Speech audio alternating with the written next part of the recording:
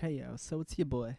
I'm here with the Experimental Gateway, and we're going to be making some beats. If you don't know, now you know. My name is Wise and Blaze, and so yes, let's just get right into this. Going to be making some beats with FL Studio, and this video is actually about the metronome.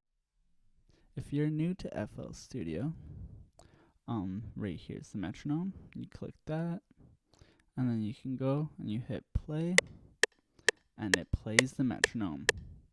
One thing I found with the metronome in FL Studio is it can become annoying at points. So one thing I didn't know at first is if you go into your file settings and audio, if you have it right down here, the preview mixer track, if you have it set to 1, the metronome plays through that track. You can set to 0, and now it doesn't play through that track, and the metronome's a lot louder.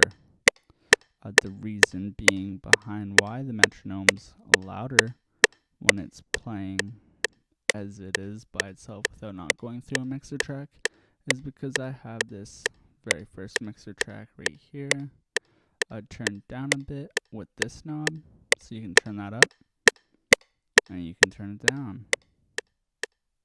Again, of course, you can also turn up the volume and down the volume with this guy right here.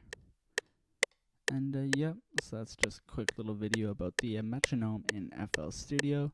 Again, it's your boy, Wise and Blaze, and you can check me out on all social media at Wise and Blaze, and make sure to go and check out the Experimental Gateway. Thank you so much for watching this video.